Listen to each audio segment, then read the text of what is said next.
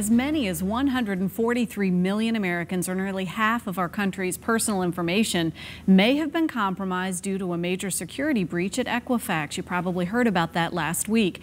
Temporarily freezing your credit has been an option, but what does this mean long term? Our next guest has some helpful insight on how you can protect yourself. Joining us live by satellite from New York this morning is Jean Chatzky, AARP's personal finance ambassador. It's great to see you, Jean.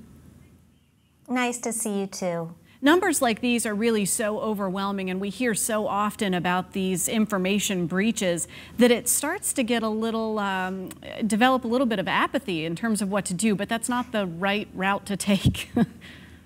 No, but it's certainly understandable. I mean, this is the worst breach that we've had in some time, if not ever, but it's also one of 1,000 data breaches that have happened just this year. So I think it's a very understandable attitude, but this is not a problem that's going to go away. And particularly if you were a victim of the Equifax breach, where the sort of information taken included social security numbers, names, addresses, dates of birth, that's the kind of information that could be used to create a fully formed profile of someone to replicate your identity that could be used to apply for credit, apply for a job, apply for a mortgage, apply for your tax refund, which is happening more often these days. And that's why we're really encouraging people to make a habit of taking some precautions, not just today, not just short term, but really long term.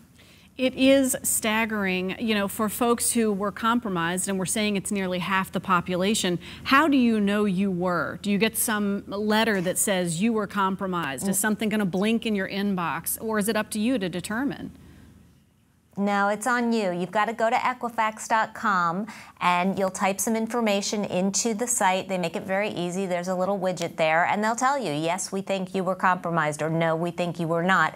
But you're right, half of all American adults were compromised in this breach, so don't be surprised if you get a yes. And then, even if you weren't, I would suggest taking the same actions, because we expect more of these breaches to happen. And that action would be what? We've researched that we are. Now what do we do? We want to make sure that we're doing simple things like looking at our credit reports 3 times a year. You can do this for free at annualcreditreport.com. You're entitled to one from each of the 3 bureaus. You want to make sure that you've got strong passwords. And these days, we're not just talking about an 8 to 10 character password, but a passphrase. You take 4 unrelated words, you string them together. That's a passphrase. You want to make sure that you're keeping your devices up to date. Those updates that they send you include security patches. And you mentioned a credit freeze. Putting a credit freeze on your accounts at each of the credit bureaus is, I think, a very good idea. And you may want to consider subscribing to a service that monitors these things for you, like a LifeLock, which offers protections also on the back end in case you are a victim. And just FYI, I've partnered with LifeLock to bring this sort of information out. It's interesting because each of those credit bureaus, as you mentioned, offer their own version of protection, a credit freeze. And initially, Equifax was charging for that. Now I understand that is a free service through Equifax. But LifeLock offers one too. How do you determine which one's the right one for you, or do you need all of them? Well, no, they're different, actually. And Equifax is offering a free freeze, but only 30 days. Whether or not you have to pay for a freeze with the bureaus depends upon the state in which you live. In some cases, it's free. In others, it'll cost $5 to $10.